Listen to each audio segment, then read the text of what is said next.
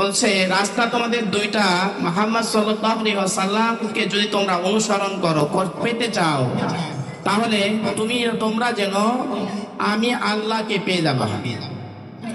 আংশিক কথাগুলো বলতেছি। তাহলে মুহাম্মদ সাল্লাল্লাহু আলাইহি ওয়াসাল্লামকে যদি ভালোবাসি, তাহলে আল্লাহকে ভালোবাসা হবে। কাকে বলেন? কাকে বলেন? আল্লাহকে। এখানে ইন্নামাল উলামা ওয়ারাসাতুল আম্বিয়া, উলামায়ে কিরামকে যদি আমরা ভালোবাসি, তাহলে নবীর ওয়ারিস যেহেতু, তাহলে নবীকে পেয়ে যাব। ঠিক কিনা বলুন? আর উলামায়ে কিরামের সাথে আমরা কখনো বেয়াদবি করা যাবে না। উলামায়ে কিরামকে সম্মান ইজ্জত দিব, তাহলে আপনাকে আমাকে সম্মান ইজ্জত দিবেন কে? সূরাতুল জিলজাল থেকে বলছেন, আল্লাহ রাব্বুল আলামিন বলেন, ফামাইয়া আমাল মিসকালা যাররাতিন খায়রান ইয়ারা, তোমরা যদি কোনো পরিমাণ নেক কাজ করো, কোনো পরিমাণ ভালো কাজ করো, এই কোনো পরিমাণ নেক কাজ করলে আল্লাহ রাব্বুল আলামিন এই কোনোটাকে বাড়াইতে বাড়াইতে উহুদ পাহাড় পরিমাণ বাড়াইয়া দিবেন। এই কোনোটা আগে বুঝতে হবে, কোনোটা কতটুকু। অনুবন্ধে আমার সাধারণ জ্ঞানে যতটুকু বুঝে আসছে, আমি যতটুকু বুঝেছি, এই অনু বলতে বোঝায় আপনার ঘরে কখনো যদি ছিদ্র থাকে, আপনি শীতের মৌসুমে পূর্ব দিক থেকে সূর্য উদিত হওয়ার সময় দেখবেন ঘরের কোনায়, ঘরের ছিদ্র দিয়ে যখনটা আলো প্রকাশিত হয়, আলো প্রকাশ হয়, আলো ভিতরে ঢোকে, তখনটা দেখবেন ওই আলো দিয়ে ছোট্ট ছোট্ট বিন্দু বিন্দু আপনার বালুর কোনা দেখা যায়। ঠিক কিনা? এই বালুর কোনাটা হচ্ছে অণু। আমার সাধারণ জ্ঞানে যতটুকু ধরা পড়েছে, এই অণু পরিমাণ যদি আমি নেক কাজ করি, ভালো কাজ করি, এই অণুটাকে বাড়িয়ে আল্লাহ রাব্বুল আলামিন উহুদ পাহাড় পরিমাণ করে দিবেন। সুবহানাল্লাহ আসতে বলেন।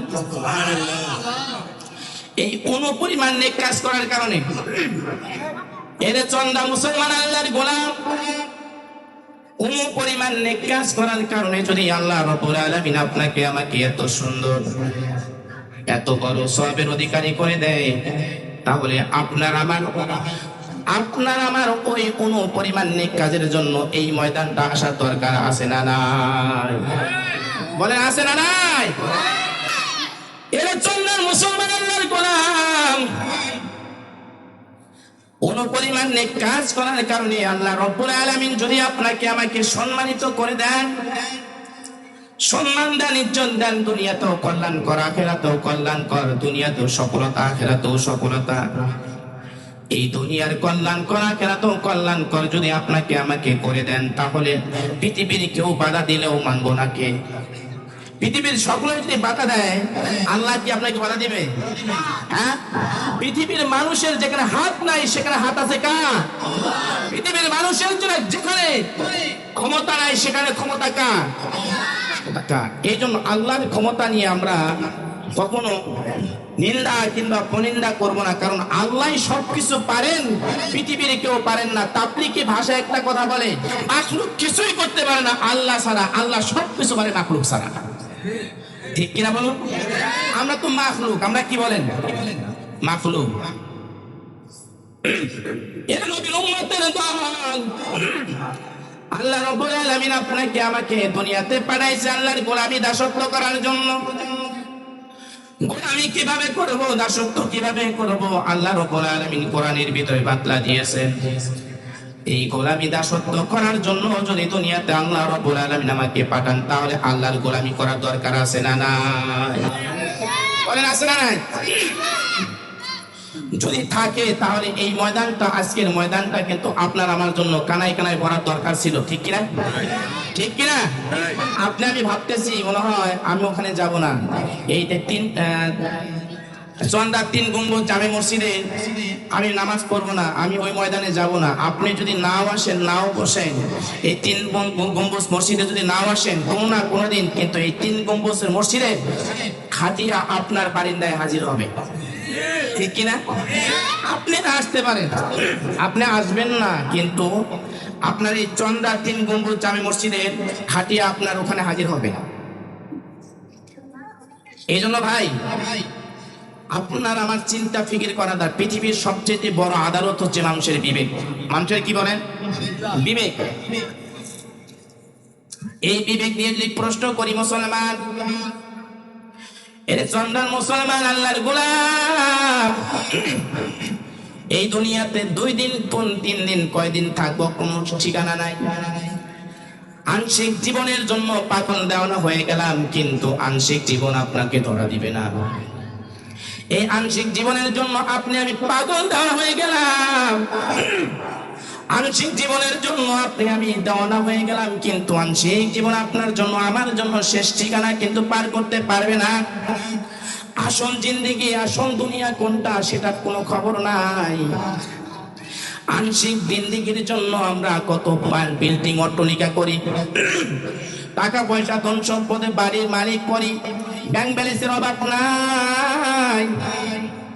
এ চন্দ্র মুসলমান, চিন্তা করার দরকার। আল্লাহ রাব্বুল আলামিন আপনাকে আমাকে দুনিয়াতে পাঠাইছে আল্লাহর গোলামি দাসত্ব করার জন্য। গোলামি কিভাবে করব, দাসত্ব কিভাবে করব, আল্লাহ রাব্বুল আলামিন যে কিতাবের ভিতরে বলে দিয়েছে সেই কিতাব নাম হচ্ছে আল কোরআন, ঠিক কিনা? এই কিতাব যদি কেউ অনুসরণ করে, এই কাগজের কোনো মূল্য নেই, কাগজের কোনো ভ্যালু নেই, কাগজ পশমে ব্যবহার করা হয়, ঠিক কিনা? এই কিতাবের সাথে যদি কোরআন, এই কিতাবের সাথে যদি এই কাগজের সম্পর্ক লেগে যায়, কাগজের দাম বাড়িয়ে দেন কে? আল্লাহ। বলেন বাড়িয়ে দেন কে? বাড়িয়ে দেন আল্লাহ।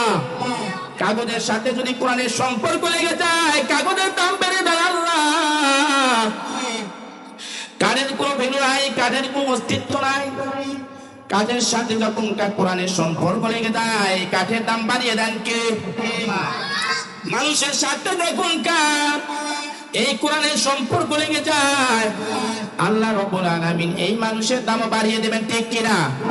এর নবীর উম্মতের দল, আল্লাহ তোমাকে পাঠাইছে আল্লাহর গোলামি করার জন্য, আল্লাহ দাসত্ব করার জন্য। গোলামি তুমি কিভাবে করবা, দাসত্ব কিভাবে করবা, এই ময়দানটা গেলেই বুঝতে পারবা। এই ময়দানটাই কিন্তু গানের আলোচনা করা হয় না, এই ময়দানটায় কোরআনের আলোচনা করা হবে, ঠিক কিনা?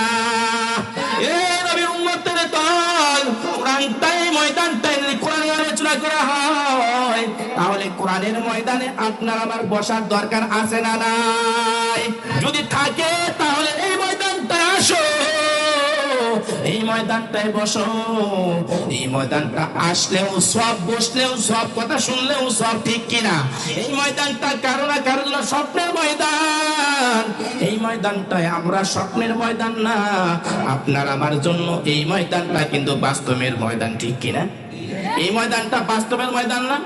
একটা নাস্তিক, একদম বেঈমান কি সরাসরি এই ময়দানে এসে বসতে পারবে?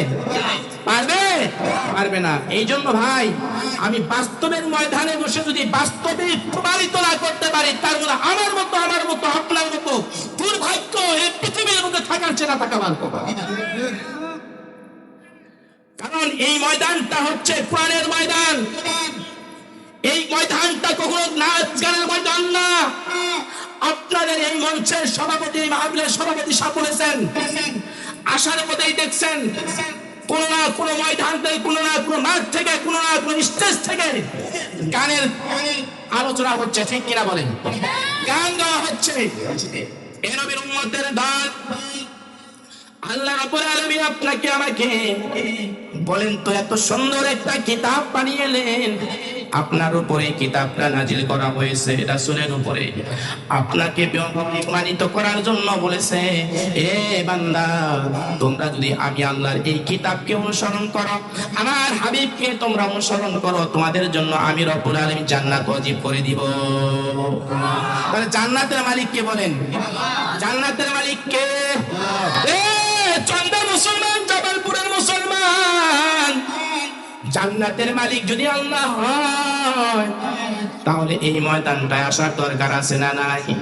এই ময়দানটায় আসলে বাবা, ও আমার যুবক ভাই, ও চন্দ্রা গ্রামের মুসলমান, আজকের ময়দানটায় তুমি যদি আসো, আজকের ময়দানটায় তুমি যদি বসো, আসলে বসলে হতে পারে জীবনের সমস্ত গুনাহ মাফ করে দিয়ে আল্লাহ রাব্বুল আলামিন আপনাকে আমাকে জান্নাতি মেহমান বানিয়ে দিতে পারে, ঠিক কিনা?